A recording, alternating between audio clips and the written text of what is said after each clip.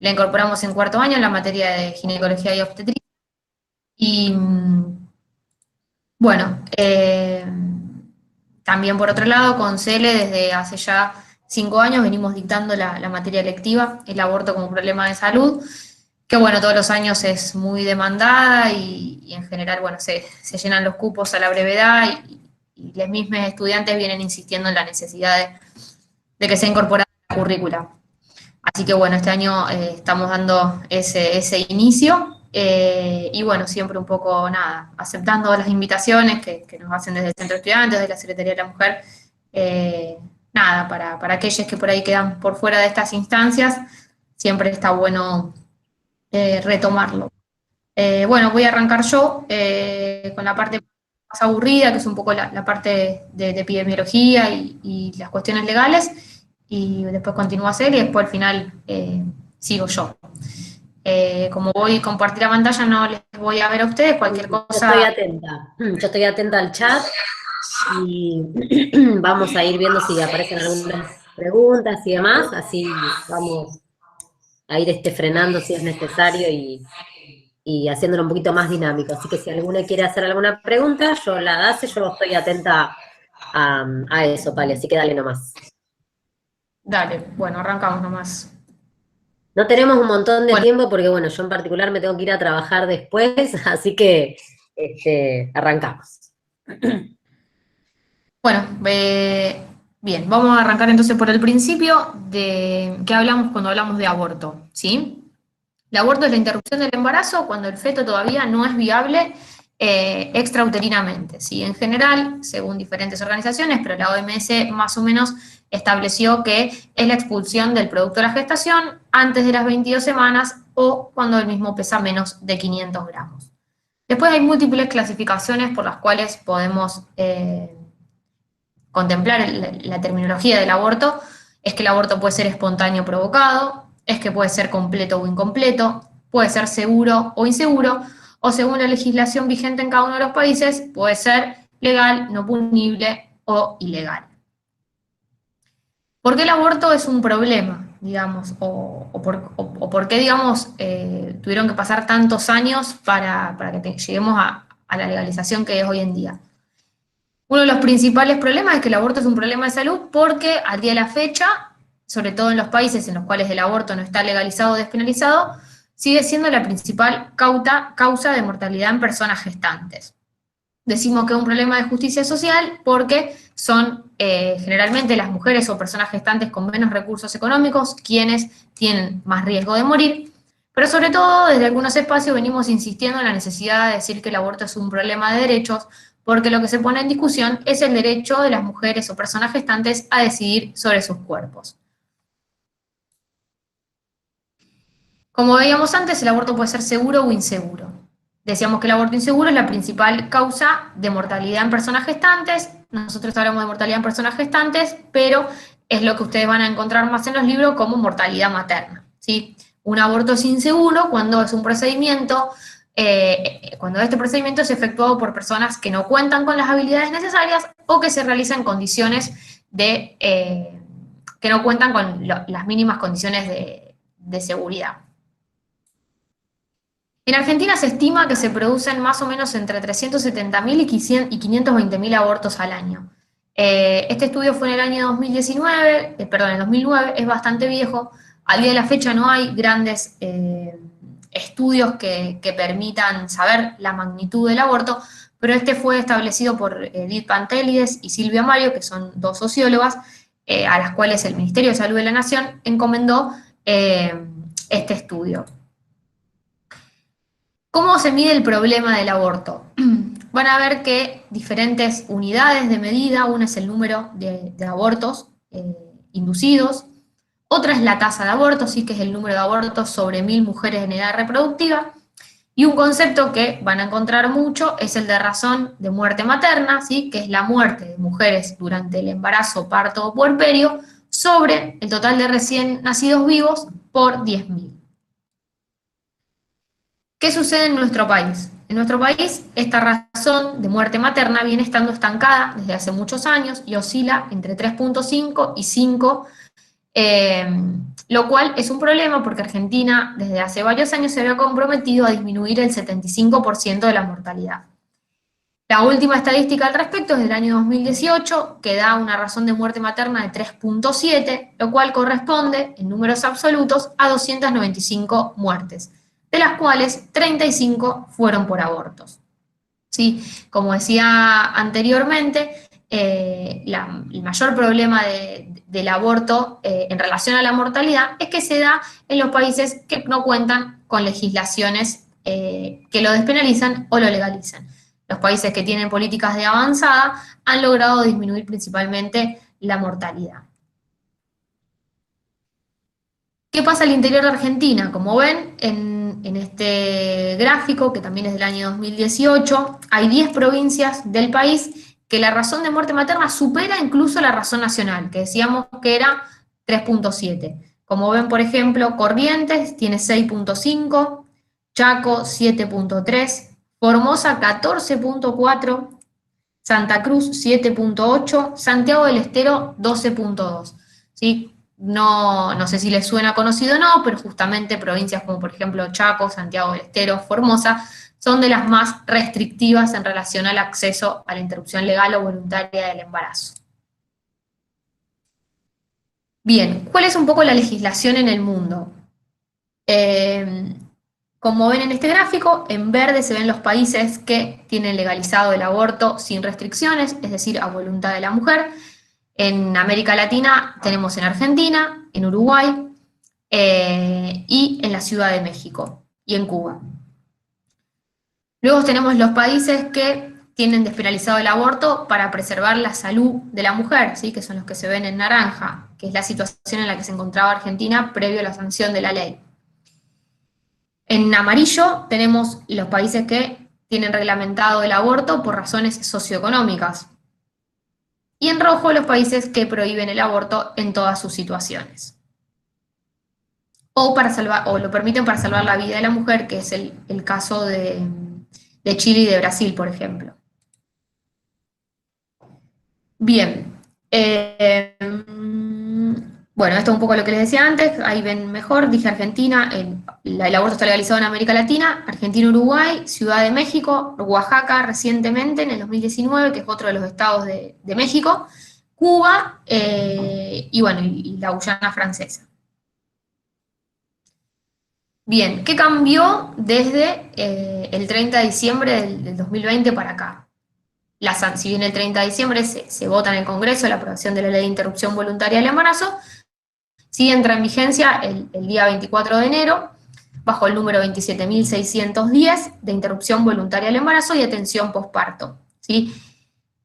La Ley de Interrupción Voluntaria del Embarazo lo que permite es que las personas puedan decidir elegir la interrupción de un embarazo a voluntad suya hasta las 14 semanas de gestación. Para quienes no saben, anteriormente lo que cambió es que antes de la sanción de la ley lo que teníamos en Argentina era un aborto por causales, ¿sí? El aborto solo estaba permitido cuando el embarazo ponía en riesgo la salud o la vida de la mujer y en caso de violación. Con la sanción de la ley lo que se permite es el aborto a voluntad de la mujer. Y luego de las 14 semanas se sostiene en la legislación anterior, que es que está permitido cuando está en riesgo la salud o vida de la mujer y en caso de violación. Bien, esto es un poco lo que les comentaba recién, entonces es el derecho a decidir a la interrupción voluntaria del embarazo hasta las 14 semanas, ¿sí? Y luego, es decir, a partir de la semana 15, si fue producto de una violación o si está en riesgo la salud o la vida de la mujer. ¿Qué plazos tiene el sistema de salud para dar acceso? ¿Sí? La ley establece un plazo máximo de 10 días corridos desde que la persona consulta el sistema de salud. El sistema de salud tiene 10 días para dar acceso a la solicitud de la persona. Sobre el consentimiento informado, este es un punto importante que está contemplado en la ley y que lo realizábamos antes de tener la ley, que tiene que ver con la firma de un consentimiento informado, ¿sí? En general es un documento preimpreso, ¿sí? Que se firma por duplicado, uno queda en la historia clínica y otro se lo lleva a la persona, y es importante la firma previo al procedimiento y el mismo puede ser revocado en cualquier momento antes de la realización de la IVE o la ILE. Este es el último modelo que tenemos, ¿sí? Como ven acá, se completan los datos, la persona confirma que recibió información, ¿sí? Que pudo hacer preguntas, y que su decisión la puede revocar en cualquier momento antes de iniciar el procedimiento. Entonces acá se marca con una cruz si es una interrupción voluntaria del embarazo, es decir, antes de las 14 semanas, o si entra dentro de las causales de interrupción legal del embarazo luego de las 15 semanas. Bien, algunas situaciones particulares que siempre preguntan, ¿qué pasa con las personas menores de edad? En Argentina desde el 2015 contamos con el nuevo Código Civil que establece que las personas se consideran mayores de edad a partir de los 16 años, ¿sí? Por lo tanto, luego de los 16 años, las personas pueden decidir, tienen plena capacidad para firmar el consentimiento y dar acceso a la IVE. Antes de los 16 años, tenemos dos rangos etarios que tener en cuenta. Entre los 3 y los 16 años se tiene en cuenta el concepto de autonomía progresiva, ¿sí? Siempre les niños y adolescentes prima su voz por sobre todo, pero en general entre los 3 y los 16 años se considera que si la práctica en salud no pone en riesgo la vida, las personas pueden decidir sobre su cuerpo, ¿sí? Como puede ser, por ejemplo, el acceso a un método anticonceptivo. En el caso de la IVE o ILE, bueno, en general es cuestión de poner en discusión si el misoprostol o el AMEU tiene riesgo para la vida, pero en general entre los 3 y los 16 años, si hay algún acompañante que pueda firmar el consentimiento, es de muy buena práctica. Y antes de los 13 años, sí o sí tiene que firmar un adulto responsable. En relación a las personas con discapacidad, ¿sí? Si no tienen una restricción, pueden dar su consentimiento de forma autónoma, y si están declaradas insanas o tienen una declaración de incapacidad, es necesario que firme un representante legal. ¿Dónde se puede acceder a la interrupción voluntaria del embarazo? Uno de los puntos que plantea la ley es que la misma tiene que ser garantizada tanto en el sistema de salud pública como en el sistema privado y de las obras sociales, ¿sí? En nuestra ciudad las personas pueden consultar los efectores de salud público, como son los centros de salud municipales o provinciales, o también en las consejerías hospitalarias que funcionan en la mayoría de los hospitales. Y también hay lugares privados que han comenzado a dar garantía de acceso a la IVE por obra social. Como les decía recién, acá tenemos algunos lugares, están los centros de salud, que siempre es el primer lugar en donde intentamos referenciar a las mujeres, ¿sí? Y luego, si no tienen un centro de salud de referencia, pueden consultar en una consejería, ¿sí? Ahí están los días y horarios de la mayoría de los hospitales. Bien. ¿Qué pasa si conocemos una persona que nos cuenta que se acercó a un centro de salud o a un hospital y no le dieron acceso a la solicitud por diferentes barreras? Bueno, el Ministerio de Salud de la Nación estableció un 0800, ¿sí? Que es el que está acá en la pantalla, en donde las personas pueden hacer consultas y también denunciar en caso de que haya obstáculos o negativas al acceso. ¿Qué pasa con la objeción de conciencia? La ley establece que los profesionales de la salud que trabajan directamente en la práctica tienen derecho a realizar la objeción de conciencia. Sí, pero la objeción de conciencia no significa que debemos violentar o discriminar a las personas, sino que la objeción de conciencia tiene que ser una práctica en la cual la persona le dice al usuario o usuaria que es objetora de conciencia y la referencia con un profesional que sí pueda dar acceso a su solicitud. Nunca una persona se puede declarar objetora de conciencia en una urgencia, ¿sí? Y en general no deberían haber personas objetoras de conciencia que ocupen cargos de gestión en salud. Y como dije anteriormente, la objeción de conciencia es solo para los profesionales de la salud que intervienen directamente en el procedimiento. Así que en general eso corresponde solamente a los profesionales médicos. Bien, esto es lo que les comentaba antes.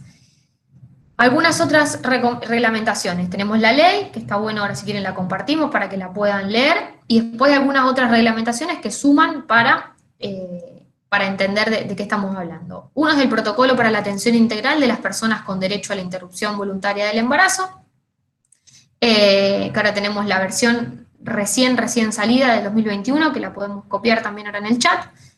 Y después tenemos la provincia de Santa Fe y la ciudad de Rosario, que mediante diferentes resoluciones han adherido a las diferentes guías de atención, tanto en su momento de aborto no punible, ahora de interrupción voluntaria del embarazo.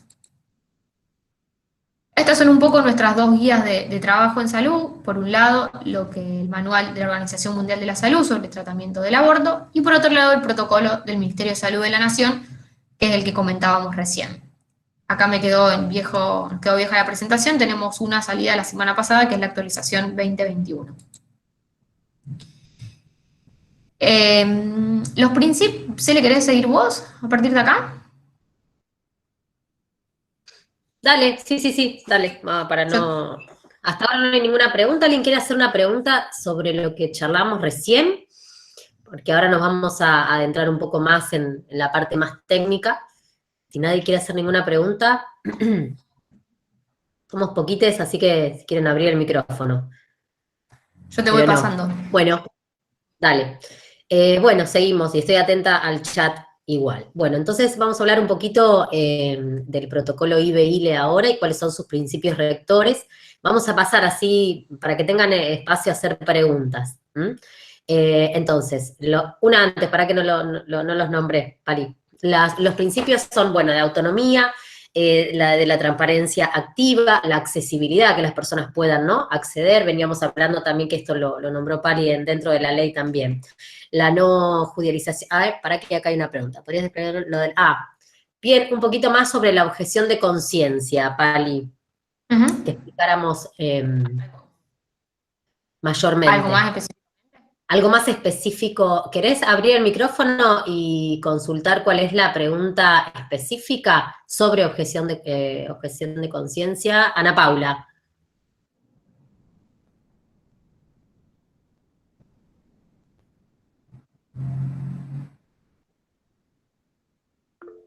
Las excepciones... dice que no entendió muy bien las excepciones. Ajá.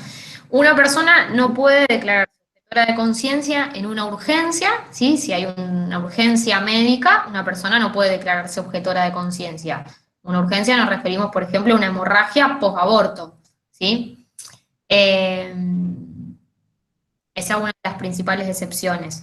Después, como decía, en general, ser objetor de conciencia no implica discriminar, violentar o transmitirle a la persona por qué cuestiones nuestras éticas o religiosas no garantizamos la práctica, sino que en el marco de una buena atención, poder referenciar a un profesional que sí lo garantiza, ¿sí? Y la objeción de conciencia es para aquellas personas que trabajan directamente con la práctica, ¿sí? Por ejemplo, una administrativa no puede ser objetora de conciencia, ¿sí? Una enfermera tampoco podría ser objetora de conciencia. Si después en los establecimientos de salud y en nuestra forma en la que el sistema de salud se organiza, tal vez repensamos o revisamos qué profesionales de la salud, que no son médicos o médicas, no quieren estar en el marco del proceso de atención, y es algo que se va trabajando, ¿sí? Pero debemos reconocer que desde que la sanción de la ley hay mucha mayor tranquilidad en los profesionales de la salud, y la verdad es que desde enero para acá se asume mucha más gente a trabajar en la garantía del derecho que a objetar conciencia. Sí, seguramente se verán algunas de estas cuestiones en lugares más pequeños, ¿no? En pueblos o en lugares más alejados, digo, de las capitales quizás, donde haya una sola profesional, por ejemplo, en algún centro de salud muy pequeño, digamos, en estos espacios no debería, digamos, cuando hay una sola profesional, esa profesional ser objetora de conciencia. Lo que se intenta es que siempre haya en un efector público al menos una persona que pueda garantizar la práctica. Eso sería en teoría, ¿no? Que debería ocurrir así, pero bueno, no, sabemos que no ocurre todo esto. Bien. ¿Seguimos, Pali? Bueno, sí, ahí estamos. Ahí está. Bueno, entonces, nosotros hablamos de un abordaje integral del aborto, una atención integral de aborto, que tiene varias formas de trabajarlo, ¿no? Entonces, decimos que tenemos que brindar un trato humanizado a las personas que nos consultan, que tenemos que garantizar la atención clínica adecuada, de acuerdo a criterios éticos, legales y médicos en vigencia. Hablábamos del manual de la OMS, por ejemplo. Intercambiar información amplia y completa, poder ser claras en el momento de explicarle a la persona cuál va a ser el procedimiento para que ella pueda elegir, y ofrecer consejería de anticoncepción y cuidados posteriores del procedimiento. Es muy importante este punto también, que a veces se pierde un poquito en el medio de la consulta. Bien, ¿cómo serían los pasos en una atención? Primero tenemos la anamnesis, que es esta serie de preguntas, en las cuales preguntamos algunas preguntas generales, hacemos un examen físico general, generalmente tomando la presión, bueno, los otros signos vitales, pero la presión es importante, y un examen ginecológico que nos puede dar mucha información, sobre todo hacer un tacto bimanual nos da una información muy aproximada de si estamos en un primer o un segundo trimestre. Y después tenemos los estudios complementarios, que son laboratorio, que nunca nos tenemos que olvidar del grupo y factor, y ya que pedimos, si es que la persona no lo conoce, ya que pedimos un laboratorio y sacamos sangre, aprovechamos y podemos pedir un hemograma y serologías. Estas dos cuestiones no son una condición para poder acceder a la práctica, pero sí, ya que pedimos un laboratorio, no olvidarnos de estos análisis. Y una ecografía. Siempre vamos a pedir una ecografía previa. También es un estudio que no es una condición indispensable, pero aquí en Rosario, por lo menos, es algo muy fácil de conseguir, muy fácil de pedir, y en el sector público está muy aceitado toda la solicitud de turnos de ecografía para IVE, ¿no? O ILE. Bueno, en este cuadrito tenemos especificado y como resumido cuáles son las recomendaciones de la Organización Mundial de la Salud para la interrupción del embarazo. Tenemos dividida en dos, dependiendo la edad gestacional, ¿sí? Antes decíamos primer trimestre, segundo trimestre, pero vamos a estar hablando de hasta 14 semanas, que es aparte donde nos marca un punto la nueva ley. Y tenemos, para embarazos hasta 12 a 14 semanas, un procedimiento medicamentoso que puede ser con mifepristona y misoprostol, que es lo sugerido por la Organización Mundial de la Salud, o misoprostol solo, que es lo que utilizamos aquí. Ahora vamos a hablar un poquito de misoprostol y mifepristona. Y en cuanto al procedimiento instrumental, tenemos la aspiración al vacío o AMEU, que decimos aspiración manual endouterina, o el legrado uterino, que está en desuso ya hace varios años. Y para embarazos mayores de entre 12 y 14 semanas, también tenemos procedimientos medicamentosos como mifepristona más misoprostol, va a cambiar la dosis acá, ahora lo vamos a ver, o misoprostol solo. Y en cuanto al procedimiento instrumental, es la dilatación y la evacuación. Bueno, acá lo que tenemos son estos dos medicamentos, estas dos formas, la sacaste, Pablo, y les quería mostrar perdón.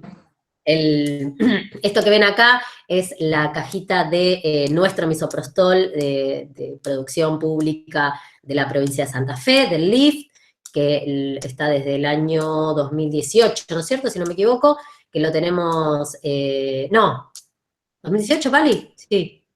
Sí, 19. 19. Y lo que ven al costado son las diferentes cánulas y el aparato de AMEU que se utiliza también en salud pública desde el año 2015. Bien, ahora sí, pasala nomás.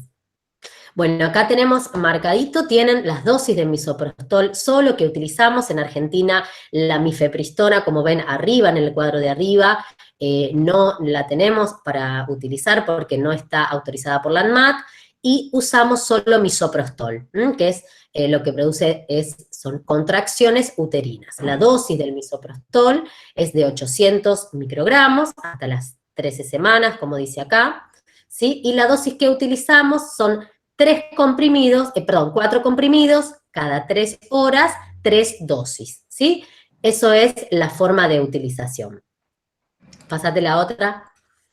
Bien, no solamente, vale destacar que no solamente el misoprostol se usa solo para abortos, para inducir abortos, sino que tiene muchos usos en ginecología, y también hace poquito fue autorizado, ¿no es cierto?, ese uso aquí en la Argentina. Se usa para controlar hemorragias, se usa para producir expulsión de embarazos detenidos o embarazos anembrionados, y se utiliza también para la inducción en mujeres ya a término, para preparar el cuello del útero. Lo habrán escuchado alguna vez, la palabra inducción, ¿sí? A veces se utiliza para inducir. Como dice este cuadrito que mostraba Pali anteriormente, el misoprostol es uno de los medicamentos de la lista de medicamentos esenciales de la OMS, y es muy, muy importante poderlo utilizar, que esté en acceso, ¿no es cierto?, realmente, y en acceso público, como tenemos acá en Santa Fe. Bien, acá tenemos un diagrama mostrando el lugar. Lo importante sobre el misoprostol es utilizar siempre la misma vía. Nos llegan mujeres que nos dicen que les han indicado usar 4 comprimidos por una vía, 4 comprimidos por otro. Bueno, lo más importante a tener en cuenta y que ustedes se lleven de acá es que una vez elegida la vía de administración, que puede ser sublingual, puede ser yugal o puede ser vaginal, se deben de mantener siempre la misma vía. Nosotras en general recomendamos la sublingual porque tiene un pico más rápido en sangre, digamos, y una absorción bastante, digamos, eficiente, y es muy tolerada por las mujeres, a no ser que haya mujeres que nos digan que son muy fáciles de tener vómitos, que les da mucho asco y que sienten que no se lo van a bancar. Si bien les recomendamos usar Reliberan o metoclopramida, la droga, antes de utilizar el misoprostol, pueden en ese caso usarla vaginal. Pero siempre, siempre, siempre le vamos a recomendar la vía sublingual. Y anteriormente a comenzar con el procedimiento, no solamente Reliberan, sino algún tipo de analgésico. Acá tenemos algunos, se los nombramos, como el ibuprofeno, el naproxeno o el ketorolac. Cualquiera de ellos es posible de utilizar. Pasamos, Pali. Bien. Otra cosa muy importante es saber que la droga misoprostol, que es un análogo de una prostaglandina, muy parecida a la que nosotras producimos en nuestro cuerpo, va a dar diferentes síntomas, ¿sí? Que es importante que la mujer sepa de antemano para que no se asuste y sepa que lo que le puede ocurrir. Como trabaja en el músculo liso, haciendo contracciones, va a tener síntomas que estén relacionados con esta función. Entonces va a poder haber síntomas gastrointestinales como diarrea, náuseas, vómitos, temblores o chuchos de frío, ¿sí? Le vamos a explicar a la mujer que va a poder tener estos dos formas. Puede tener fiebre. No vamos a decirle cuánto, ¿sí? Porque eso va a depender de la manifestación del organismo de cada persona. Hay mujeres que pueden tener 38,5 de fiebre y otras mujeres que pueden hacer 37, y no por eso va a ser más o menos grave, ¿está? Sino que tiene que ver con una reacción hacia el misoprostol. Y sí o sí va a tener que ocurrir 2 cosas importantes que van a ser unos dolores cólicos o tipo cólicos, muchas veces le decimos que van a ser como contracciones, como menstruaciones más fuertes, y un sangrado que generalmente va a ser con coágulos, ese sangrado, ¿sí? Esto es lo que sí o sí tiene que haber para estar seguras de que el aborto se está produciendo. Los síntomas anteriores pueden encontrarse todos juntos, pueden encontrarse aislados, pueden encontrarse de a 2, de a 3, no podemos decirle a la mujer cuántos de todos esos síntomas va a tener. Pero sí debemos alarmarle para que no se asuste y esté preparada a que todo esto pueda estar ocurriendo. La mayoría de los casos, las contracciones y el sangrado ocurren en las primeras 24 horas, ¿sí? Durante el primer día se realiza la expulsión del contenido del útero. ¿Sí? Y no puede, dice acá, bueno, demorarse más de entre las 48 y 72 horas, más de ahí ya lo que podemos decir es que si no ocurrió ningún sangrado, que la mujer no respondió al misoprostol.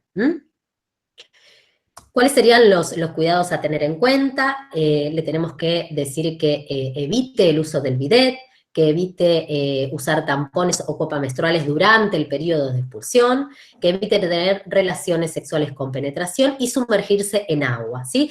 Porque en este momento está el cuello permeable y tenemos que tratar de evitar por cualquiera de estas vías que se produzca alguna infección. Si bien es muy baja la posibilidad de que esto ocurra, tenemos que decírselo a las mujeres.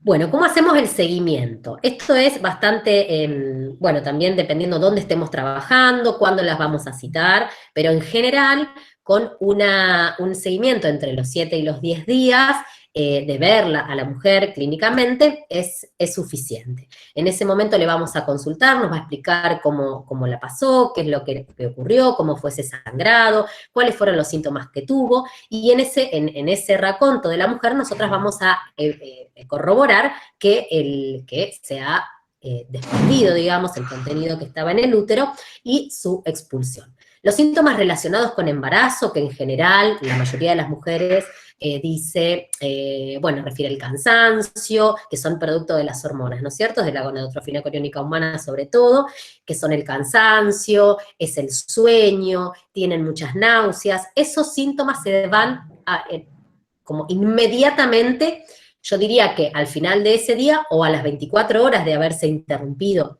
ese embarazo, y lo último que se va es la tumefacción mamaria, porque no olviden que es una glándula, la glándula mamaria va disminuyendo, si bien la hormona en sangre baja bastante rápidamente, la glándula mamaria va disminuyendo esa inflamación con el correr de los días. Entonces vamos a preguntarle si sigue con dolor o con sangrado y coágulos, si bien puede seguir durante varios días más con un pequeño sangradito, no es normal que tenga un sangrado abundante ni tampoco que tenga un dolor importante. El dolor también es algo que es personal, es de cada mujer, el umbral al dolor también es muy personal, pero es importante evaluar que no es normal que la mujer tenga un dolor muy grande. En ese caso tenemos que recomendarle que pueda llegarse a la guardia. Siempre que vamos a estar atendiendo un proceso de aborto, un proceso de interrupción de embarazo, vamos a indicarle cuál sería la guardia que le corresponde, depende de dónde se esté atendiendo, ¿sí? En el caso de los centros de salud, tienen un hospital de referencia, dependiendo en qué distrito se encuentren. Y ahora, bueno, con la cuestión COVID, pandemia, hubo algunos cambios, pero es importante saberlo. Bueno, ¿qué es lo que tenemos que poder saber si el procedimiento falló? ¿Qué sucede? Cuando se usa misoprostol, si falló el uso de misoprostol, tenemos la elección de la MEU, de la aspiración manual endouterina. Y en caso de que el aborto haya sido incompleto o hayan quedado algunas retenciones, se puede esperar a que el útero siga contrayéndose por sí solo y expulsando, se puede realizar otra dosis de misoprostol o se puede realizar también una AMEU. Esto lo vamos a corroborar con una ecografía, creo que viene después, la próxima ecografía, la próxima ficha, Pali. Ahí está, con una ecografía posterior. Es importante saber que la ecografía no nos va a dar una información orientativa, que no tenemos que decidir nunca una decisión terapéutica por una ecografía, sino que nos da una idea de cuánto es el resto, y si en realidad, más que nada, si ese embarazo sigue vital o no. Eso es lo que más más información nos va a brindar. Siempre decimos que pedimos una ecografía de control a los 10 o 15 días luego de haber realizado el procedimiento.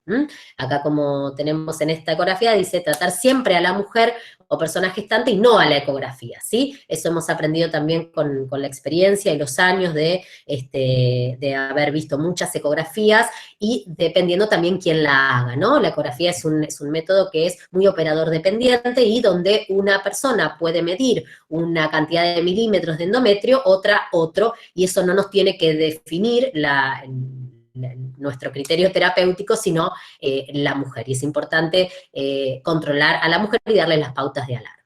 Bien.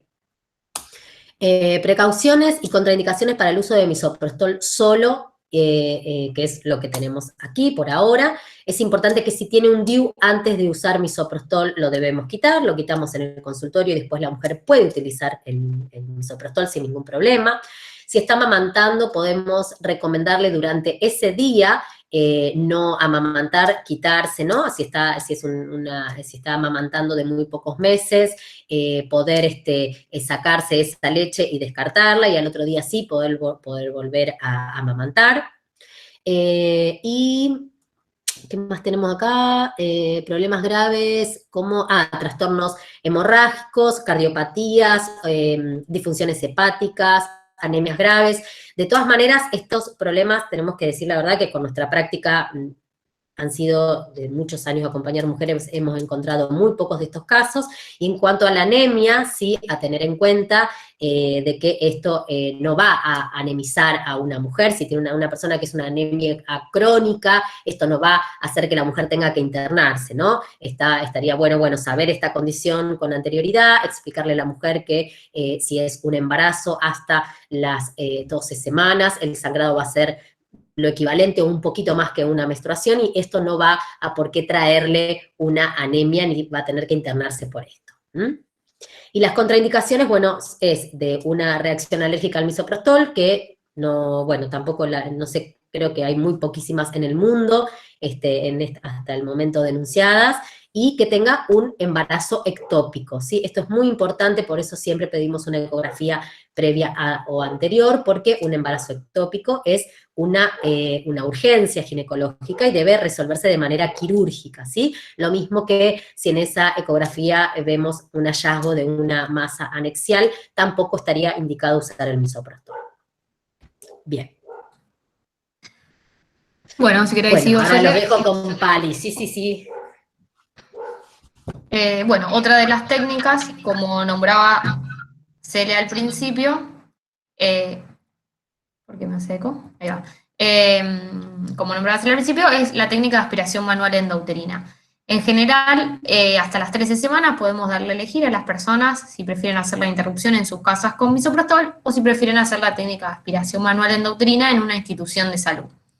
Entre las 13 y las 14 semanas, o entre 12.6 y 13.6, sugerimos la técnica de aspiración manual endouterina, ¿sí? En lugar del misoprostol, por varios motivos. Por un lado, porque la evidencia de la seguridad del misoprostol es hasta las 12 semanas, entonces después preferimos el AMEU, y por otro lado, porque teniendo en cuenta que la eficacia del misoprostol es del 90-95%, para evitar fallas, directamente sugerimos el AMEU.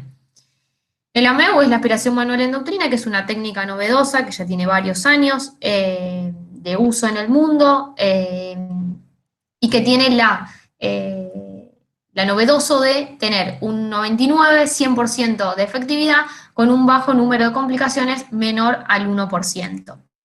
Por eso es que desde hace muchos años la Organización Mundial de la Salud pone al legrado como en desuso, ¿sí? Y no lo recomienda, y plantea que los sistemas de salud tienen que hacer lo posible por incorporar esta técnica para evacuación uterina. Como ven acá, este es el aspirador, ¿sí? Se llama aspirador IPAS AMEU Plus, ¿sí? Y tiene diferentes partes, por lo cual se puede ir desarmando. Lo que genera este sistema es un sistema de vacío, ¿sí? Que al conectarse a una cánula aspira el contenido del útero. La ventaja que tiene es que se puede reesterilizar, ¿sí? uno la utiliza, luego lo lava, lo decontamina y se esteriliza y se vuelve a utilizar. En general tiene una vida útil de 1 o 2 años, lo que generalmente más cuesta que dure tiene que ver con la gomita que ven ahí, ¿sí? Que es un anillo de goma que a veces se reseca, por eso hay que cuidarlo mucho, pero en general hoy en día también vienen kits que reemplazan esa parte de la jeringa. Como les decía, esta jeringa se conecta a una cánula, ¿sí? Que es lo que se va a introducir en el interior del útero. Las cánulas hay diferentes tamaños, ¿sí? De la 4 a la 12, de 12 milímetros, menos la 11 que no existe. En general elegimos el número de cánulas según la edad gestacional, ¿sí? Por ejemplo, para una edad gestacional de 8 semanas elegimos una cánula 7. También va a depender de qué dilatación cervical tengamos. Eso por ahí depende un poco de en qué año de la carrera estén, pero bueno, hay diferentes modos de dilatar el cérvix, ¿sí? Un poco es con el uso previo de misoprostol al realizar la aspiración, y otra forma es utilizando dilatadores. Lo novedoso del AMEO es que es una técnica no solo para interrupciones voluntarias o legales del embarazo, sino que se puede utilizar para abortos incompletos, ¿sí? Para embarazos detenidos, ¿sí? Para situaciones de mola, para restos placentarios y también para toma de muestras en sangrado uterino anormal, neoplasia intrauterina, infecciones endometriales, sospecha de hiperplasia endometrial, etc. ¿Qué es lo que se necesita? Como ven ahí, tenemos la jeringa, esta es una de las cánulas, la más pequeña que es la número 4. Estos que ven acá son los dilatadores de Denniston, que a veces los utilizamos previo al procedimiento para dilatar el cérvix.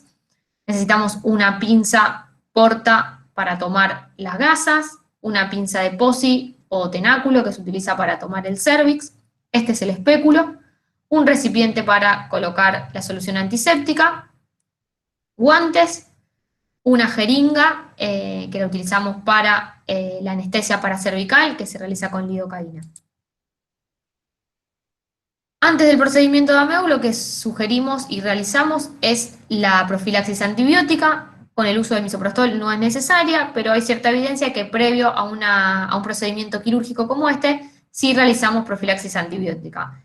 Puede ser con 200 miligramos de oxiciclina, única dosis, 500 de acitromicina o 500 de metronidazol.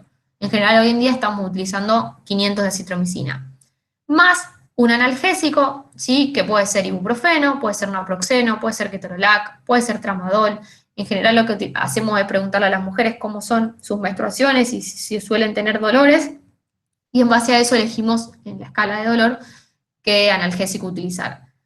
Siempre lo realizamos 1 hora previo al procedimiento. Una vez que dimos el analgésico y el antibiótico, se espera más o menos 1 hora. Según la edad gestacional, a veces también utilizamos misoprostol para dilatar el cérvix, con 400 miligramos. Y una vez que se pasa a hacer el procedimiento, siempre lo que describimos es que es muy parecido a un Papa Nicolau, que hay que acostarse en una camilla, que se coloca un espéculo, que se realiza una asepsia del cérvix, y que, a diferencia del Papa Nicolau, se realiza una anestesia local, que se llama técnica de bloqueo paracervical, que se realiza con lidocaína al 2%, se utilizan 2 mililitros en la hora 12, 2 mililitros en la hora 2, 2 en hora 4, 2 en hora 8 y 2 en hora 10. En general se hace bien entre el cérvix y la pared de la vagina, ¿sí? En la unión cérvico-vaginal, con una profundidad de 1.5 a 3 centímetros. Siempre antes de colocar la lidocaína aspiramos para ver que no hayamos tocado ningún vaso y luego colocamos. La anestesia local puede generar un zumbido en los oídos, un sabor raro en la boca, que generalmente dura unos segundos y se pasa. Luego sí empieza el procedimiento, que consta de colocar una cánula, conectarla a la jeringa. La jeringa tiene un sistema de vacío, se apretan unos botones que empiezan a generar el vacío y aspiran el contenido del útero. Las contraindicaciones para esta técnica son muy pocas. Una es la falta de destreza en el cómo se realiza el procedimiento. Otra es embarazos mayores de 14 semanas con una dilatación mayor a 2 centímetros, porque obviamente al pasar la cánula 12 no vamos a poder generar el vacío porque tenemos una acción mayor. O en caso de un aborto séptico sin tratamiento antibiótico previo.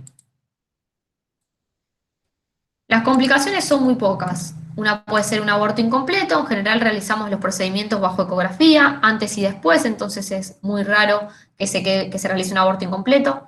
La interrupción fallida sería que haya una falla en la técnica o algo en relación a la anatomía. Por ejemplo, tuvimos un solo caso de más de 1000 en donde la ubicación del útero impedía la realización de la técnica. La hemorragia sí, dentro de las complicaciones que son menos de 1%, la más común es la hemorragia, que en general se suele resolver en el mismo lugar de la aspiración, con el uso de misoprostol y ergonovina. La infección también es muy rara, por eso usamos profilaxis antibiótica. La perforación uterina también es muy rara, porque en general las cánulas son de plástico, no es como la cureta con la que se usaba para el legrado, o ni siquiera como un histerómetro. Entonces es muy rara hacer una perforación uterina. Y relacionado con la anestesia, en general, si la mayoría pasaron por un procedimiento de odontología, por ejemplo, donde recibieron anestesia, no habría ningún inconveniente. Bien. Sobre la anticoncepción post-aborto, es importante saber que cualquier método anticonceptivo se puede elegir después de un aborto, ya sea con misoprostol o mediante la aspiración. El mismo día de la interrupción se puede empezar anticonceptivos orales, anticonceptivos inyectables, anticonceptivos de progestágenos solos, medroxiprogesterona trimestral, un implante subdérmico o incluso la misma colocación de un DIU, ya sea de cobre o con levonorgestrel. La única contraindicación es la colocación de un DIU en caso de que tengamos un aborto séptico. En ese caso sí es categoría 4. Esto de las categorías tiene que ver con los criterios de elegibilidad de la OMS, que es una guía sobre métodos anticonceptivos. 1 significa que se puede usar, 4 es contraindicación, 2 y 3 es según costo-beneficio. Bien, un poco lo que venimos transmitiendo es que en Santa Fe desde hace muchos años, pero sobre todo en los últimos 4 o 5, desde que tenemos la producción pública del misoprostol y la incorporación de la técnica de AMEU, hay 0 mortalidad materna o de personas gestantes por abortos inducidos. Y bueno, eso claramente demuestra la importancia de estas dos políticas públicas. Bueno, y para terminar les dejamos una frase de una maestra que tuvimos nosotras, de quien aprendimos mucho, que en una clase sobre aborto planteaba que como sujetos, como futuros ustedes profesionales, nos compete elegir el sentido de las prácticas. Si vamos a seguir reproduciendo las lógicas de dominación o si vamos a trabajar para transformarlas. Así que bueno, muchas gracias y dejamos abierto para las preguntas.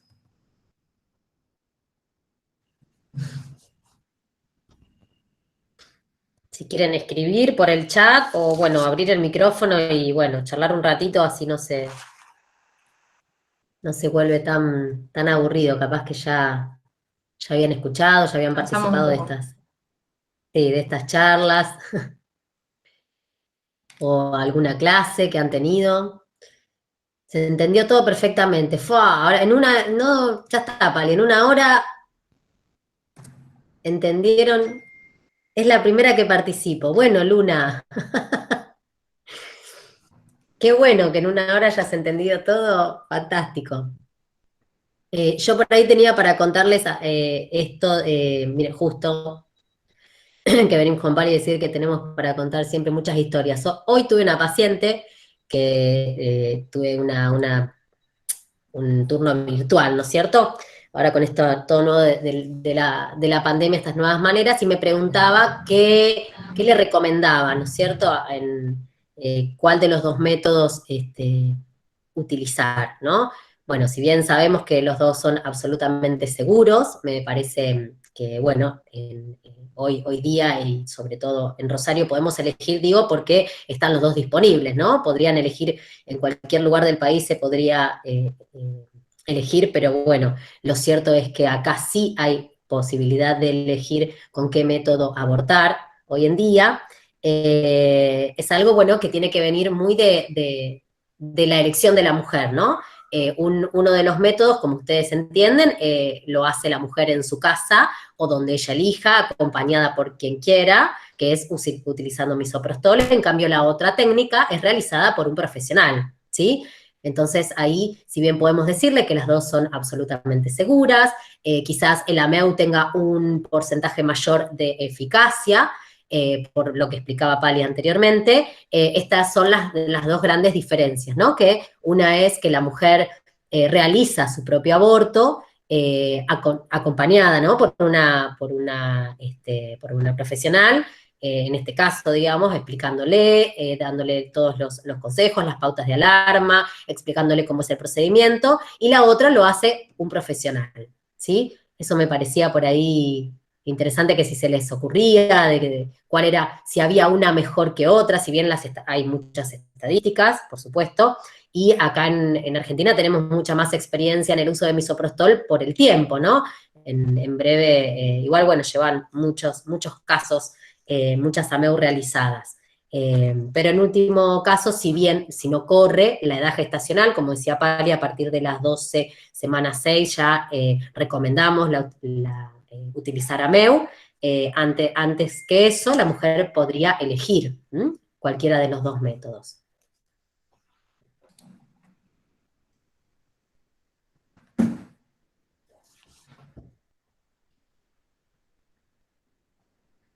Por ahí estamos un poco aceleradas hoy porque ya la segunda clase estamos en el día, entonces estamos como, como enchufadas a 20, pero bueno, pueden, si quieren, desactivar sus micrófonos Sí. o si tienen Ujú. duda o comentario.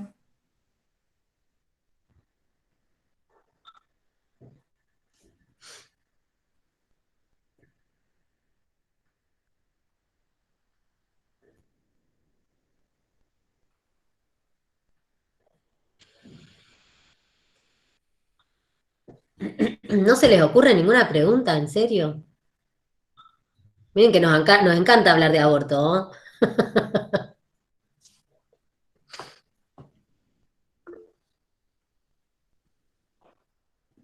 Ah, no sé, Gisela pregunta, ¿se grabó la clase? Ah, sí, sí, ¿dónde se va a poder ver? Porque dice que no entró a tiempo. Eso ahí las chicas del centro estudiante. Sí, nosotros la grabamos y después la subimos al canal de YouTube de la Secretaría de la Mujer. Ahí están grabadas las 3 charlas anteriores también, para que la puedan ver. Bueno, buenísimo, Gisela. Sí, yo creo que va, toda esta información que nos dieron a lo largo de la carrera no lo tenemos. O sea, sinceramente, va, capaz hay alguna compañera que esté en cuarto o quinto, que es donde por ahí puede ser que lo demos, como que viste al final de la carrera, pero no es algo que se nos dé o que incluso no está en el plan de estudio.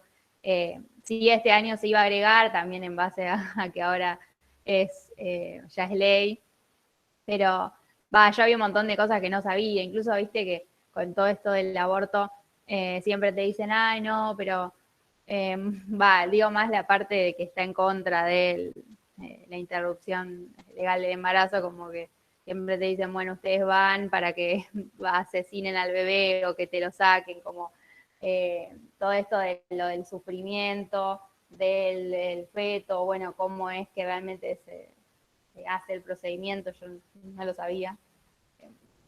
Que nada, como que te aclara un montón de cosas, porque incluso también eso te da como un poco de miedo muchas veces, viste, cuando te dicen de cómo es, de cómo se hace, que si lo buscas por ahí a veces no sabes realmente cómo es, y yo hay un montón de cosas que no sabía. Pero bueno, no sé si hay algunas dudas o preguntas que lo puedan hacer también. Bien.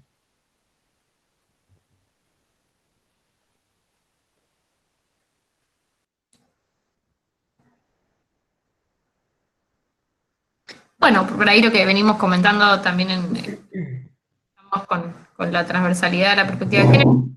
Nosotras estamos en la Secretaría de Género, que bueno, tiene un mail, una página digo, de Instagram, de redes sociales, nos pueden contactar por ahí, cualquier consulta, duda o pregunta.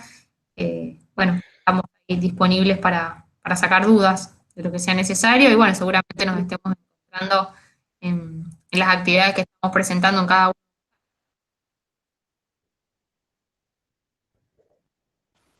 Sí, también agradecerles nuevamente por dar esta charla, la verdad que es un espacio muy lindo para aprender, sobre todo nada, acá debe haber chicas de distintas carreras porque invitamos tanto en medicina como enfermería y fonoaudiología, pero nada, siempre nos sirve todos estos espacios de Sí, sí, formación. por supuesto, sí, sí. Siempre decimos que es un tema que atañe a una sociedad entera, digamos, ¿no? No importa si vamos a ser médicos o médicas o si nos vamos a dedicar a aborto en sí, ¿no? Es importante porque teniendo este conocimiento podemos orientar y podemos explicar con algunas palabras o poder decirle, bueno, mira, la consejería del Hospital Roque Sáenz Peña va a trabajar en tal días y tal horarios, o vos por tu obra social podés pedirle a tu médica o a tu ginecólogo o a tu ginecóloga actualmente que te tiene que garantizar la interrupción voluntaria del embarazo. Por ejemplo, ya que se vayan sabiendo esto, es un montón. Decimos, vamos medias aceleradas y rápido porque creemos que, bueno, ella es la ley, que todo el mundo sabe, que no hay dudas al respecto, pero bueno, lo cierto es que nosotras venimos estudiando hace un montón de años y nos parece eso, pero bueno, todos los días nos vamos encontrando como que no, que lleva mucho tiempo interiorizar, ¿no? Que una sociedad se interiorice y se haga suya una ley, y va más allá de poder leerla artículo por artículo, ¿no? Entenderla. Bueno, ustedes que son profesionales de la salud o van a ser, digamos, en formación, tienen que saberla, tienen que aprenderla, y esto es importantísimo, ¿no? Saber que es una ley de alcance federal y que es una ley que tanto el sistema público como el sistema privado debe garantizarla, esté a donde esté la persona, en cualquier lugar del país. Eso es algo chiquitito que si entendieron y no sabían y se les aclaró ese punto, está buenísimo.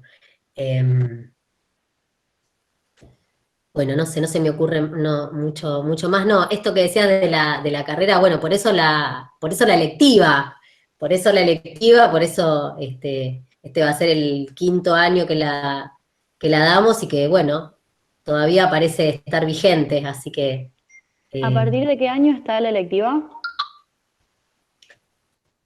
La electiva es cuarto, para diagnóstico, tratamiento y recuperación hacia cuarto y quinto. Ah, cuarto. bien.